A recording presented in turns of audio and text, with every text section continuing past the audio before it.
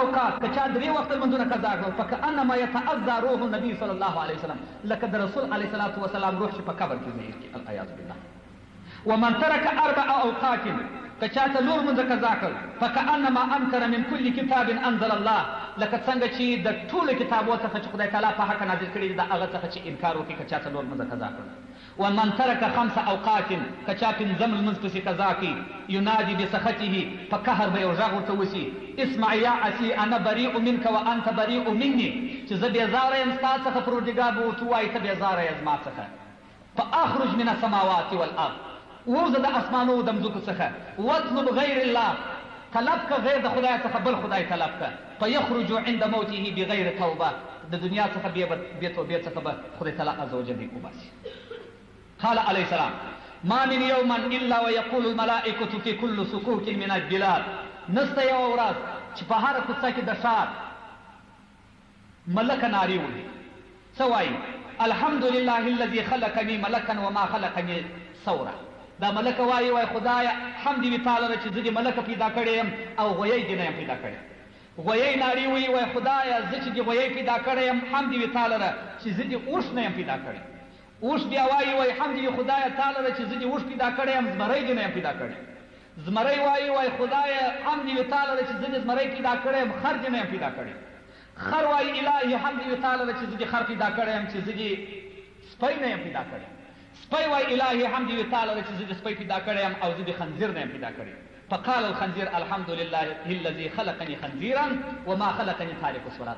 خنزير وایي خدای الحمد لله چې زه دې خنزیر پیدا کړی یم او چې تارک الصلاه دې نه یم پیدا کړی. یعنی تارک الصلاه چې لمونځ نه کوي دا د خنزیر بهتر خنزیر ډېر پرې. قال عليه السلام تارك الصلاه لا يكون من امتي العياذ بالله. عليه السلام وایي که چا لمونځ نه کاوه هغه زما د امت څخه نه دی. ومحروم من الجنه او هغه د جنت څخه محروم دی. عليه السلام وایي وماله حرام مال حرام واولاده فاسق اولادونه فاسقان دي وطعامه حرام ډوډۍ خوړل حرام ده ولباسه حرام لباس حرام دي کالیه واكله حرام خوړل حرام دي ومجلسه حرام مجلس حرام دي ونظر الى وجهه قتل ومقت د بیلمانځ حرام دي وسلام عليه حرام سلام اچول و بیلمانځ د حرام دي. عليه الصلاه والسلام که دې ورواچو په ګناه باندې پکې کېږي.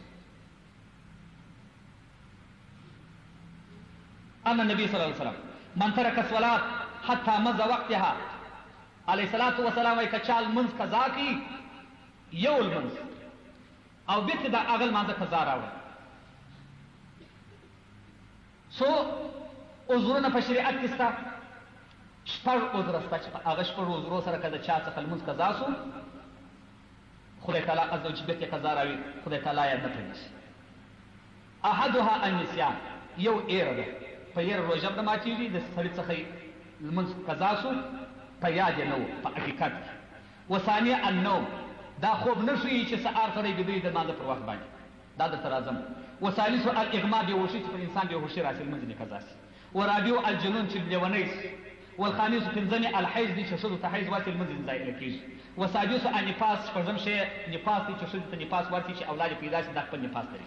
وفيما سوى هذا الاعذار المذكوره لا يجوز تاخيرها عن وقتها. غیر دغو عذرو څخه ځنډول د لمانځه جواز نه لري. حتى ذکر في الذخیره ذخیره یو په تاواله د اکذا من وقع في البحر على لوح وخاف خروج وقت الصلاه. که یو سړی په دریاب کې روانو پر یو تخته باندې ناست و کښتۍ یې غرقه شول پر تخته په دریاب کې او وخت لمانځه راغی يدخل اعضاء الوضوء في الماء بنية الوضوء. دا خپل اندامونه دي و دریاب ته وغوټاکي په نیت او داسه ثم يصلي بالامام بیا دې په اشاره لمونځ ولا يترك الصلاه لمونځ نه ځینې پاتېږي. وهكذا من شلت يداه که د چا دواړه لاسونه یې پرېوه ولم يكن معه احد يؤذئه او داسې سړی هم نه ورسره چې وده ته اودس ورتازه کړي دی دې نو څه کوي یتیمم ویمسح وجهه هغه منډو لاسونه دې راواچي پر دیواله دې ومرږي پر مخ دې مسح کړي په نیت د تیمامه ویصلي او لمونځ دې وکړي. ولا يجوز له ترک الصلاه دغه شلره لمونځ نه دی جائز چې دی دې لمونځ پرېږدي. ولا تاخيرها عن وقتها او نه به تاخیر د وقت پکښې بس. نو کتاب وای فانظر ایها الغافل وای وګوره ای غافله وتأمل في هذه المسائل التي بينها الفقهاء او تفكر وكدغه د فقه شریف په مسلو هل تجد فيها عذر غير الفجور التام داسي عذر بتاته پیش شوی وي لتاخير الصلاه عن وقتها فضلا عن تركها بغیر له ګناه څخه موږ پر تلویزیون باندې پریږدو موږ پر ورکو باندې پریږدو د جماعت من خو بیا بیخي نه کوو. علیه السلام مبارک فرمایي وای تارک الجماعه ملعون فی التورات والانجیل والزبور والفرقان. په څلورو سورو کتابو کې تارک الجماعه ملعون دی، یعنی لعنت کړه شوی د خدای لعنت کوي. وتارک الجماعه يمشي على الارض والارض تلعنه. تارک الجماعه د چې پر ځمکه روان دي د ځمکه د خدای لعنت کوي. حتی سماوات اسمانونه لعنت کوي. الى العرش عرش لعنت کوي. پر کوم سړي چې یوازې د جماعت لمونځ کوي خپل خدای لمونځ کوي. دا څه حدیث چې ما تاسو ته وویل دا په هغه هکله باندې چې لمونځ پرېږدي. علیه السلام وایي څوک چې محافظت المنظور کوي د هغه دپاره په آخرت کې لمونځ نور نجات او برهان جوړېږي، او څوک چې لمونځ نه کوي د هغه دپاره په آخرت کې نه نور وي او نه نجات وي، او د قیامت په ورځ به د فرعون و هامان و قارون او د ابي ابن خلف سره به تر ټولو په لاندې حصه دوزخ کې. دا حدیث امام احمد روایت کړی.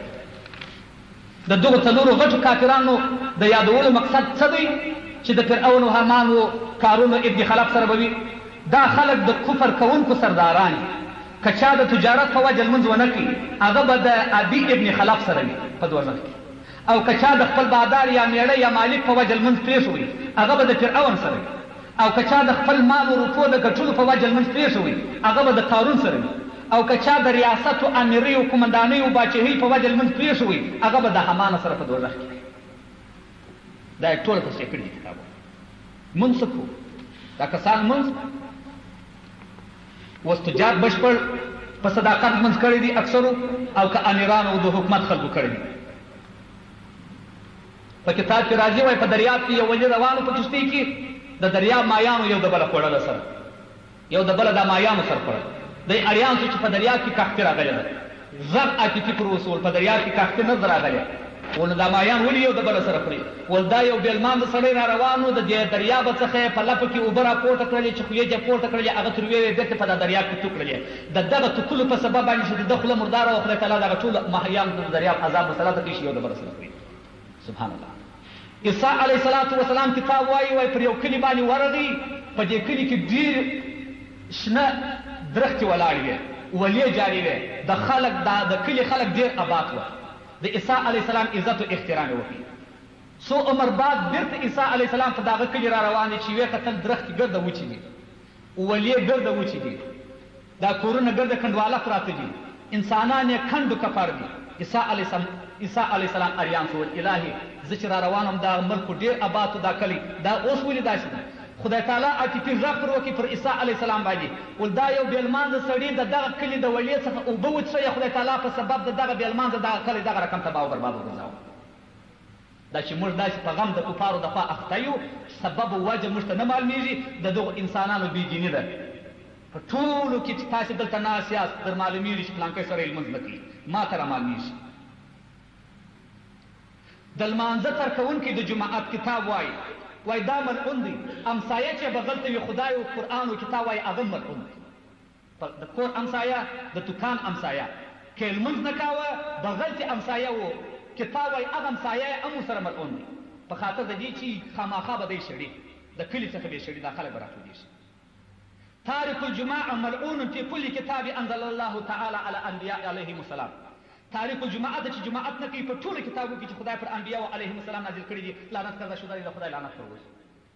تاریخ الجماعت په دوزخ کې ډېر سخت درناک عذاب خدای تعالی عز وجل کتاب وایي ورکوي، او په آخرت یې مخ تورېږي. کتاب وایي څوک چې اووه ورځې په جماعت لمونځ ونه کړي د اسمان څخه غږ پر کېږي چې ای دښمنه د خدای ستا به په دوزخ کې د ابد دپاره ځای وي، یعنې د همیشه دپاره چې د خدای رضا خو بیا به دې راباسي. د هغه سړي لپاره چې لمونځ خو کوي د جماعت لمونځ نه کوي. قال علیه السلام